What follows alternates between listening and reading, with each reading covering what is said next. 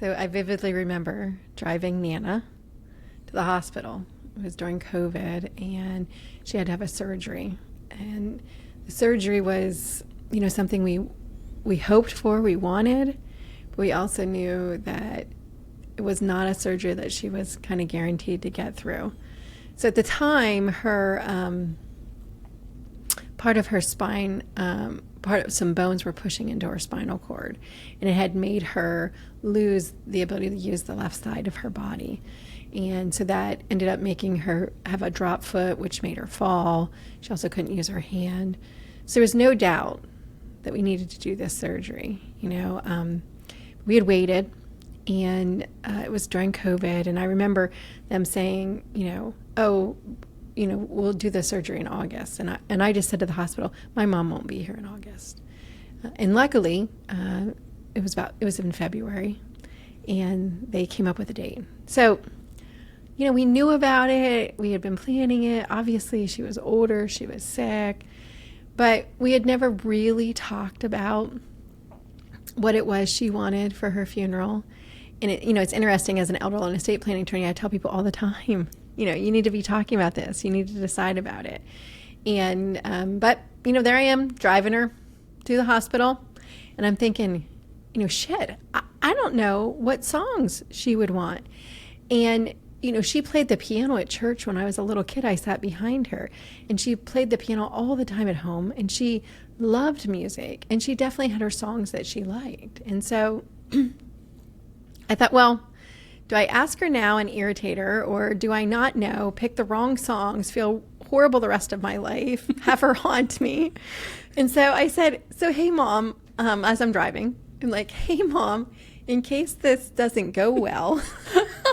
I don't know that that's how we lead into that conversation. What songs? What are your favorite songs that you want at the funeral? And, it was really interesting. She told me the songs, and I quickly put them in a note in my phone. And, funny, I would have gotten 2 out of 3 of them right, but it was really interesting because that started this conversation of, she said to me, well, I am going to be okay. I'm going to see DJ and Lexi graduate from high school. So this is February. They were graduating in June. She's like, I'm going to be at that graduation. And, it's interesting. I was driving, and I was scared to death and upset. And yet here she was. She had just decided. She was going to be okay. And that gave me a strength. I just decided, okay, she's right. She's going to be okay. But I think, the issue with this story is, really kind of talking about, what do people want when they pass? We all know it's going to happen, and yet we avoid the conversation. And it should be what the people want. We should play the songs that my mom loved in church, because that's what she loved, and she had an opinion about it. And, I think this episode of the Hey Woman podcast, which is real conversations on caregiving, legacy, and love, dedicated to my mom, who we used to say, hey, woman, as we walked into her apartment. I think what we want everybody to know about is, we really should plan out our funerals. We really should talk about it. And, that's definitely a situation where I hadn't taken my own advice, except for, at least I did know, so that when she passed in December of this year, I was sure of the songs that she wanted. And I know that there was even, a question of was one of the songs like appropriate for funeral service? And I said, I don't care. That's what she wanted. Right. So that's actually what we're doing. And sometimes having that real conviction that, this is, or purpose that, like, this is what she wants, this is what we're going to do, is really, really helpful. And I think, nobody sits down at the dinner table, unless their mom is an elder law and estate planning attorney, and says or has like a normal conversation about funeral planning. Like, I think, people's experience with death and dying, there's so many emotions. And I think so often then, and I know we're going to talk about planning my grandfather Armstrong's funeral, my nan's husband's, and then my nan's too, and kind of what came with that. Part of what made them complicated is that you have to make those decisions so fast. Like you, especially like if you've been caregiving for this person throughout their whole life or throughout their entire illness or whatever happened, or even if it's sudden, then all of a sudden, okay, like you stop, your whole life and routine has changed. And now they're asking you to make 50 decisions a day about all kinds of things. And I also think, I mean, this is another place where like everybody has an opinion about something. In another episode, we talked about my sister and weddings. And my gosh, if there's anything that people have opinions about, it's weddings, but it's also funerals. People think that there's a right and a wrong way to do this. And we're really here to kind of like share our experiences through those funerals and then give you some questions to think about. When my Pappy Armstrong passed away, I was only 14. And it's interesting to me that, I was so young and such a crazy time. He had been sick for a long time with congestive heart failure. But the thing I remember from the funeral is that during the funeral procession from the church to the cemetery, they were going to take a pass through the farm. So they were going to take the funeral procession through the farmhouse that they had lived in. And he always went in the top driveway and came out the bottom driveway. And it kind of makes this like little loop like in the road. And so it would have made sense for us all to go in the top driveway, come out the bottom. All I remember is Nan being so mad because the funeral home did it wrong. They did the procession wrong. And there's so many emotions. You remember like weird things from the days of the funeral. But, almost 15 years later, and really all I remember is that we went in the wrong driveway. And now when you talk about, you were really the one planning it with Nan, talk about how expensive it was. Yeah, absolutely. Yeah. So I think, with the, going in the wrong driveway, I think some of that was that we hadn't planned it. And I think if you want to have something happen, and I don't think it matters what we're talking about, funerals and your life and your business, you have to communicate well. Yeah. And when something happens that you didn't want to have happen, you really have to understand that maybe you didn't communicate as well as you thought. And so I always kind of come from that. And I think that's really important to this because pre-planning your funeral is communicating. It's, Yes. Putting out there, this is what I want. And then those things will be, carried out more likely. Like if we had sat down and done it ahead of time, he would have pointed out, well, you go in the top, that could have been all written out. And then more likely the funeral home would have done what we had asked because it would have been communicated with them clearer. And I think that that's really important. So there's this issue of, having it done. But you're also correct. One of my big regrets in life is that Jim did want to plan his funeral. And I couldn't. Like he asked me to take him and I couldn't. And I've always really, really regretted that. And not so much that I don't think he got what he wanted, except for not that he would have mattered. He would have cared that they went in the wrong way. But we spent way too much money. And this is a man that drove around in an old pickup truck with a broom hanging out the back of it. And all of a sudden, we have this caregiving that lasts for years. Mom's exhausted. I'm exhausted. And all of a sudden we show up to the funeral home and, there's extended family there and everybody has an opinion. And I'm not thinking as clearly as I usually do. And certainly poor Mom was not thinking as clearly. And, some of the extended family, wanted this really, really nice thing. And Jim wouldn't have wanted that, but in that moment, you don't say, oh no, we're going to go with the cheap one. Right. Right. Because even though that would be more congruent with who he was as a person, you're not the person that wants to say that. And so, I think, for everybody, I think I tell my clients all the time, ever since my stepdad passed away, which was 2010. So for 15 years, I've told my clients, you really need to, make a date of it, husband and wife, you've done your estate plan, you should go to the funeral home and you should plan it. And, there's reasons to prepay, and that could be better in some states than others or different funeral homes, but really kind of writing down what you want. And you want to go to the funeral home because, they're going to ask you the questions of, do you want cremated? What type of casket do you want? Do you want an urn? All of those things that, all of a sudden people are making in a situation where they're exhausted, they're overwhelmed, and you just don't have your best decision making. And you're going to spend more money, and you're probably not going to 100% get it right. And that may or may not matter to you, but, my story with my mom and the songs, I knew I needed to get that right. I knew that that would be what was most important to her, and I needed that information. And so in her situation, I had been through it with Jim, and I kind of knew what she wanted with the funeral home and stuff like that. But, every one of us should go pre-plan our funerals, because it's really a gift to your family members.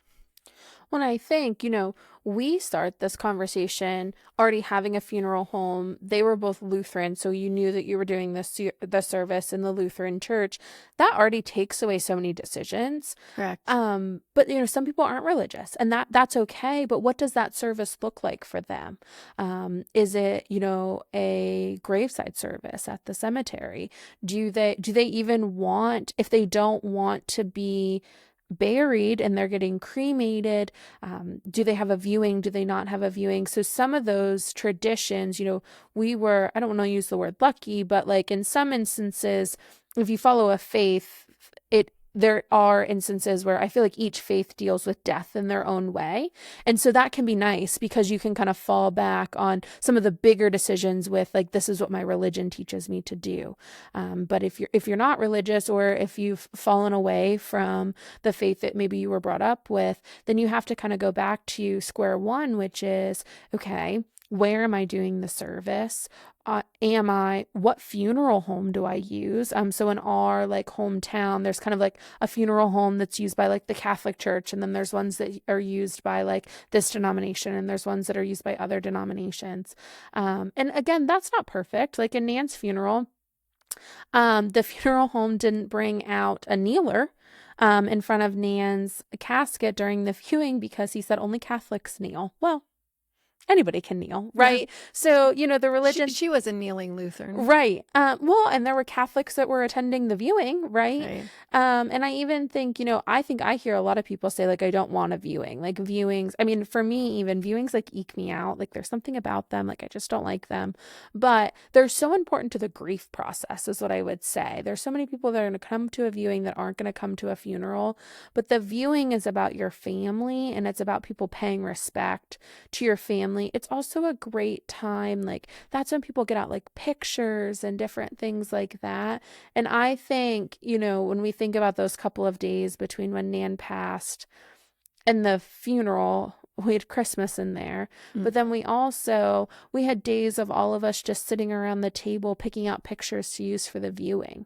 And those are some of the best times during that. And I think too, you have a really good point about the viewing, and like some people want it and some people don't. It's really part of the grief process. So my advice to people who, don't want a viewing, to their families, you need to substitute something for that. Like, one, you need to understand that, yeah, the viewing is a little bit more about the grief process and having people go through that, but it is overwhelming. So it's not for everybody. I certainly am not a huge people person myself. Friday night, Netflix by myself, that seems like a great Friday night to me, right? Not talking to people. But I think, I would encourage people to substitute that with something else. Like having maybe a small dinner at a house and going through the pictures anyways. Like, right. Even if you're not doing that, because I agree with you that through that, going through the pictures, there was a lot of emotions about life and growing up. And those emotions, if you don't bring them out and deal with them in some way, you'll never go through that grief process. So, I'm a big believer that you have to walk through grief. You can't just like shut it off and, shut off what just happened. And so I would really encourage people to, not only plan, but also really, if your loved one doesn't want some things that maybe are more traditional, figure out what you're going to do in place of that. I know one of the things I didn't really think about, and this is, we didn't even make a thought of it, was putting off the funeral and the viewing. We were kind of caught in that idea of like, okay, somebody passed away, we're going to have the funeral and the viewing. And it's so much so that we did it, between Christmas and New Year's, which was really, really hard. Try to find a caterer between Christmas and New Year's. We catered it ourselves. But, but I think, I didn't even allow myself to think about, could we have done something in March, and I say that because I just had a relative on my, the Greavy side of my family, and they're planning, this really nice thing a few months later. And I thought, oh, that's really nice. But I think I would be afraid to not go through that. Like if we didn't have that to do, there's just this empty space, which doesn't feel comfortable to me. And so, again, this episode of the podcast, the Hey Woman podcast, Real Conversations on Caregiving, Legacy, and Love, is really just, saying to you, you need to plan ahead. This is going to happen. You need to plan the funeral. And we're sharing stories from our life because we didn't do it well. I would have done things differently. Jim's was really difficult. The funeral home did not do a good job. They were not conscious of my mom. We spent a lot of money.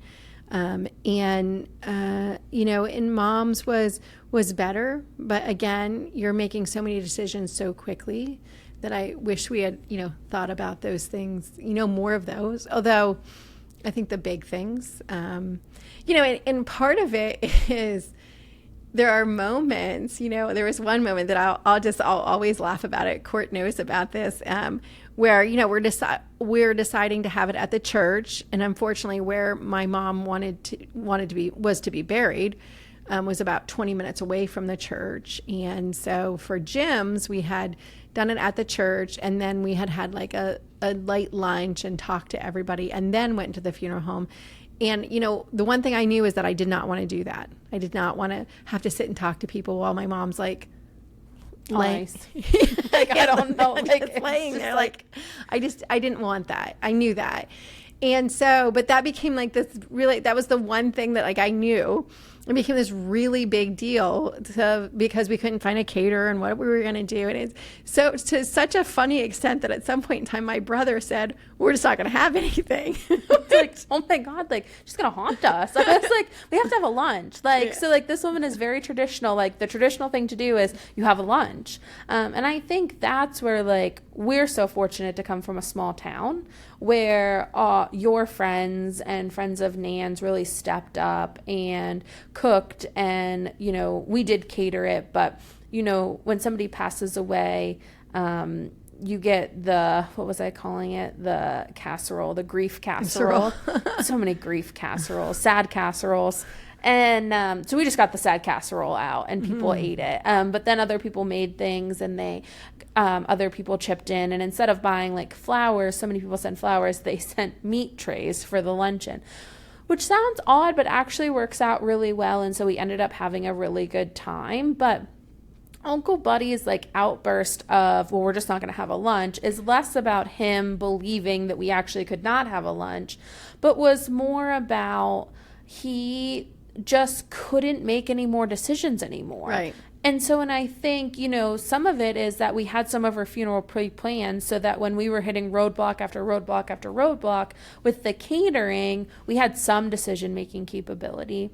But I think too, what we did, so you and I and my sister Steph and Uncle Buddy were the ones that went to the funeral home, the four of us together.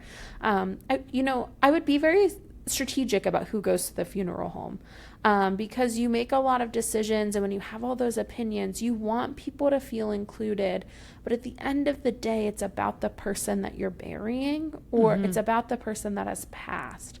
And then we went to lunch afterwards, and I don't know if it's the delirium of the grief at the time, but I have some fond memories of the lunch at the Gamble Farm. And I don't know, like, I think it was just a moment for the four of us to, like, kind of hit me like, oh shit, like, we really have to do this. But the four of us are going to do it together. And that's not to say that like my uncle's daughters like wouldn't have come to the funeral home, wouldn't have been very helpful, wouldn't have been lovely. But I think you have to think about like, you know, who really needs to be there and who's there to support the person making the decisions and who's actually there to make the decisions. And, you know, I do want to go back, like when we talk about Pap's funeral being expensive, it's not that we minded spending the money. It's that we spent the money on things that he may or may not have wanted. Yes. And so funerals can be expensive. There's a cost component to all of this. Caregiving can be expensive. And, you know, we've talked about that in some other episodes. And shopping can be expensive. Yeah, anything can be. Not that that's bad. It isn't. But like when there is only so much money, you want to think about like, are we spending the money on the things that are important to them? Spending the time and the money. Because if we're not, then it's kind of like, why are we doing it? Yeah, absolutely.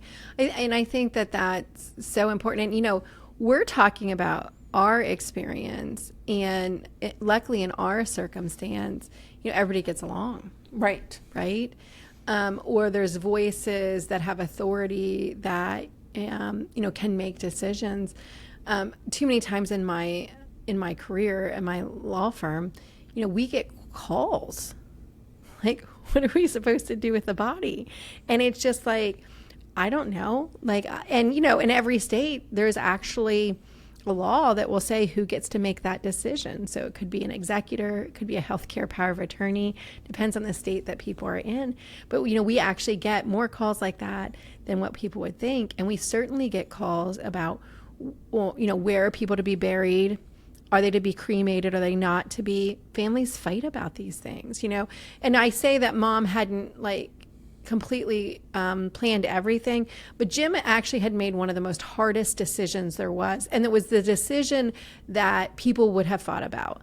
Because it was a second marriage, there was a question of, did he want to be buried in the Newville Cemetery where his family was from, or the Jersey Shore Cemetery, which is where his life was for the last, you know, 25, 30 years. And he made that decision because that's the decision that people would have fought over. And I'm not sure, and it's a decision I wouldn't have known what he wanted, but he went ahead and he made that decision. He bought the plots. And so that was like, okay, this is what we're doing. That's a huge issue. But I think I see way too often in my career where it's not even what we're talking about, which is one level of what does the person really want? How do we make sure we allocate what money we have to spend on that in the best manner possible? But then, you know, what if people are fighting? What if one person wants one thing and another person wants another? And, you know, maybe the person that could have gotten them on the same page isn't there. Maybe they're actually not even fighting about the funeral. They're fighting about what happened in the caregiving phase, or they're fighting about something that happened 30, 40 years ago. But that's a reality, you know, a reality at my law office, that we're just one law office in North Central Pennsylvania that gets phone calls from, you know, funeral homes kind of saying, hey, who gets to make this decision? These people are fighting. Or they call our office and say, this is what I want. You have to help me make that happen. And the law's not really easy about that. Again, depending on what state you're in, it could be the executor that gets to decide that. It also could be the healthcare power of attorney that gets to decide that. But nobody wants a decision like a situation where somebody's making a decision that not everybody agrees with. So it would be so much better if the loved one that had passed had written that down. You know, some people don't want cremation. Other people do. And people fight about that. You know, unfortunately, once that's done, you cannot do it. Right. It's a big deal. Well, and honestly, like, I didn't even know this is a thing, but it's funny, we were getting ready for this podcast. Like, my sister Steph wants to be made into a tree. Like, I didn't even know that was a thing you can do. And it's funny, her husband does not want that to happen. But, like, I know that that's something that Steph has wanted for a long time. Like, she's very sure about that. Mm-hmm. And so... I didn't know that either. Good to know. Good to know. No, yeah, definitely. That's a big deal to Steph because it's sustainable. And so, there are more options now, is what I would say, than just cremation or burial. But yeah, once you cremate somebody, that's kind of it. Like that's the end of that decision-making Even process. if, and God love the funeral homes because, you can't undo that one, Right. But I think that is true. I think there are more options than what you would even know. And I think, in my life, I've had a brother-in-law pass away and somebody that I considered my sister-in-law that had been with my brother. And they were very young when they passed away from car accidents. And you don't talk about that even young. So we're obviously here talking about, caring for our aging loved ones and, planning their funerals because, eventually everybody's going to die. But I would say to you, even knowing that about Steph, I wouldn't have known that. And, that then I would have made a decision that she didn't want. And they're eternal decisions. So important that's desired. And again, honestly being very open to what anybody thinks. People could be listening to this and saying, oh, we wouldn't do any of that. And that's okay. It is. It's absolutely okay. We're not trying to say, here's how you do it. Just that what that person would have wanted so you can honor that. Well, it's interesting when you say about the healthcare powers of attorney because, I've picked my healthcare power of attorney, and I know lots of people pick different people for different powers of attorney, but when I picked that person, I didn't think about the fact that, they would be the person that could decide what happens to my body after I pass. Mm-hmm. You think, in my head, there's such a clear distinction between I'm living and I need you to make my healthcare decisions, and now I'm not, and, that's, the executor of my estate. And for a lot of people, they're the same people, but sometimes they're not. Well, and just so, to kind of take that a step farther, just so everybody knows, an executive estate is often what people would think, but unfortunately, your executive estate doesn't have power until that will is probated, and people can be buried in the ground before the will is probated. So, every family is different. Some families call us the moment somebody passes away. Some people call us 2 weeks after the funeral. But sometimes I would say to everybody, even if your estate says it's the executor, not a good place to put it.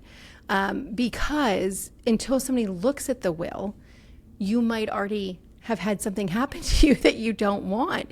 And I've had those situations in my career where somebody put something in the will and they were already buried. And so that couldn't be carried out. So I think the one that I can think of is having bagpipes at a funeral.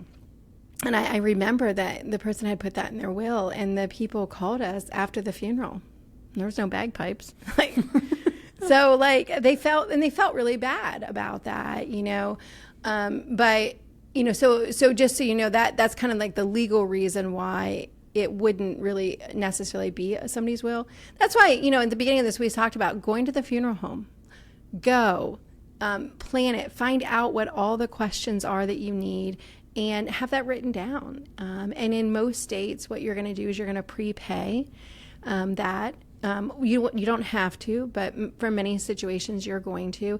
And, you can't prepay everything because some things are subject to, rising costs and those types of things, like opening the grave and those types of things. But in many states, that's a really safe thing to do. So what happens in funeral homes in Pennsylvania is when you give that money to that funeral home, they're not taking it and using it. They're either taking it and putting it in a life insurance policy that will gain interest, or dividends and grow in some way, or they're putting it in a trust that is governed by our state, and so they're not allowed to keep that money. They have to put that money aside for safekeeping for when you actually need it. And so, that's one of the questions I would ask them. If I prepay you, what happens to this money? Because I don't know about every state. And so you would want to know that. But you want to go to the funeral home. You want to be as specific as you can be. And you want to ask questions and, put your thoughts out there so that people know. And then you even need to let people know what funeral home you went to, because I've also had that in my career where somebody went to a different funeral home and had it all figured out. And then we found money at a different funeral home and instructions of which, they didn't follow. And so, and maybe they don't care, maybe that family isn't as concerned about somebody coming back and haunting them for not doing it. But I think that's really important for people to know that it's worth your time, make an appointment, go, husband and wife, go together, take a kid, and then communicate about what you did so that people know where to go. Yeah, I think, it's not a fun thing to do. But I think it's important to know like different things, like, and I think you can think about them and what's important to each person. But, we were talking when we're getting ready for this, like the clothes are also really important. Yes. What clothes does somebody want to be buried in? We talk about the music and we talk about the readings at the actual service, if that's what they want, but the clothes, or like what kind of food do they want served? There's all kinds of small decisions that you make throughout the process that, do you want new clothes? Like I remember, there's an episode of Gilmore Girls that actually Nan used to love, and the great grandmother like passed away, and she said she wanted fresh clothing. Well, like, what does that mean? Like clean clothes, new clothes. Like, so when you're making the instructions, make sure that they're specific, that people can follow them and they understand what they are, but also thinking through like, some of the other like more minute details of the funeral planning process, because there's a lot that goes into it and you can only make so many decisions at a time. And so, really, like when we're talking about this, we made the best decisions that we could, and both funerals were nice. Like, we're not sitting here saying absolutely. That like they were nice and they achieved what they wanted, and for the most part it was what they wanted or would have wanted to have happen. But I think the guilt over it is such a natural thing, because you're not at your best. And so to go back afterwards and be like, oh gosh, like maybe I should have made this decision differently than this decision, I think that's a normal caregiver reaction to anything that happens, especially something as big as a funeral, because a lot of those decisions are final. They're the last set of decisions that you're making on behalf of this person, and they're so important. And so having a support person through that as you're doing it is just as important as having a support person when you were caregiving. And lots of times it's the same person that will help you. But I think if you're going through this and you're like, I don't have a big family, or I'm feeling overwhelmed, thinking through, do you have somebody, or are you using a law firm where, there are law firms out there that will help, or, help you make the decisions or navigate those conversations and different things like that. So sometimes you have to bring in another party. Like you talked about, you couldn't go to the funeral home with Pap. Like if you're a kid listening to this, or, just a loved one who's caregiving for someone, and you're like, I actually can't go with them, that's okay. But knowing where those decisions are so that when you need them is important. Yeah, absolutely. It's so funny you talk about the clothes. That was the thing that I remember it's the one thing I could kind of laugh about from when Jim passed away, my stepdad. You get the clothes already. And, we took them down to the funeral home. And I remember I came back, and Mom had been really good. She'd really held herself together, and she was exhausted from the caregiving. And just like you're saying, these decisions are so hard because you're just not at your best at making decisions. And she was just frantic because she forgot to send down underwear. I just remember thinking, I don't know that he needs them. I tried to calm her down about it, but she was just really fixed on it. And I said, that's okay, Mom. So I called my husband. I said, you need to take these underwear down to the funeral home. and I said, don't worry, it's happened. And I think that's important too. Like when you're that support person, it didn't really matter if he needed them or not. Mom wanted them there because it wasn't complete. And right. So you have to, make sure that you do that. I think, so much of this, even when you're talking about a support person, I think that's also really important for people to be thinking about and be honest about. So in my job, I'm often talking to people about who's your power of attorney, who's your person that's going to make decisions if you can't. And, people ask me all the time, just kind of off the cuff, well, I have 3 kids. Should I make them all? I don't know, because I don't know your kids. You could make 1, you could make 3, you can make 2 out of 3 of them act. And we can talk about, we have to talk about it in your situation. There's also, I tell people, sometimes people appoint children as their powers of attorneys, and I wonder why they appointed them when I'm working with them. And I think, if you don't have somebody that can do it, don't appoint those kids. Appoint a friend, appoint a sibling, appoint, somebody else. But I love your languaging about a support person, because through all of this, that's what you need. You need, whether we're talking about caregiving, planning this funeral, you need somebody that's going to be there to support you in making these decisions. And of course, you can make that support person's job a lot easier if you've already pre-planned and made those decisions, so that there's less decision making that needs to happen. Yeah, so, I want to thank people for listening in on this episode about funeral planning. I know it's not the funnest thing to think about, but it can be. And I think that's where, this podcast is really going, is shedding light on conversations that are hard and uncomfortable, kind of just making them more normal. Right? I think you have to shed some of the emotion around it a little bit and just kind of dive in to have the conversation.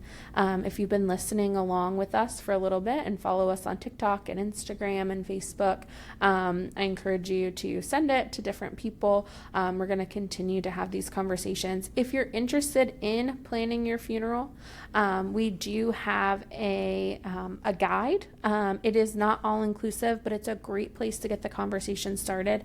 It can be downloaded from the planningandprotecting.com website. So planningandprotecting.com is a great resource if you're looking for an attorney in your local area. So we have about 25 states, I think, represented, that there are attorneys in that area that you could contact. If we don't have an attorney in your state, you're welcome to send us an email and we can see if we can find somebody in your state. But if you're looking for the funeral guide, you can go ahead and download that and start having the conversation, because you don't have to have the whole conversation right now. But if you start just chipping away piece by piece at it, eventually you'll get anything you can do will be helpful to your loved ones in that time. Absolutely.